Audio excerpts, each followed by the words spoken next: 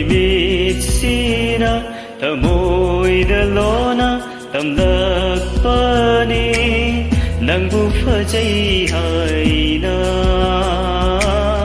nangbu fajai haina nagila tona gauhan bani miting duna laitahan dabani ikai thidi papokshe ikai thidi papokshe pugning na wakalda insinduna nangbu asub ningsing hanbani amang balungo nila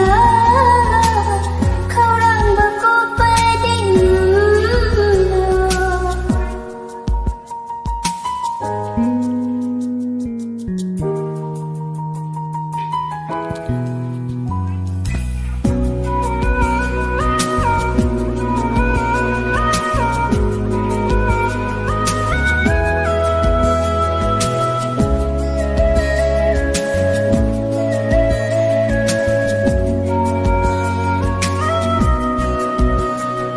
kalakpa pamubagi haibani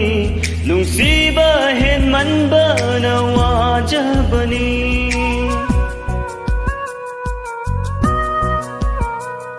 kalakpa pamubagi haibani nungsiba henmanba nawajabani kauraroi nangburi punsigi hakrabare nangi nungsi saktam aigi punsi lamaida nantegi wakaldan naujabini ikai bapumba thadokduna tilage nungsi jaise nantegi sengra ipata changla o chingla wagatala aibu hana khalakho aibu hana khalakho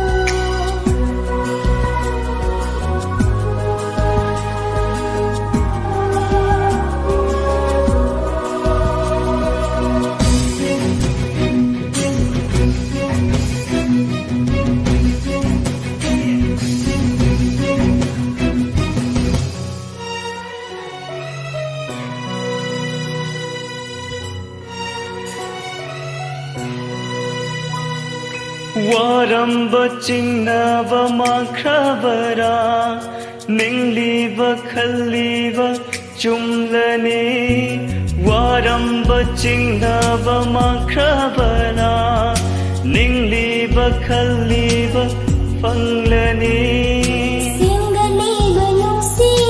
marise handok lalui punsi simbagi mangfauna halo nungsi manglanse kung loy ni nang na aigi punsi nang naigi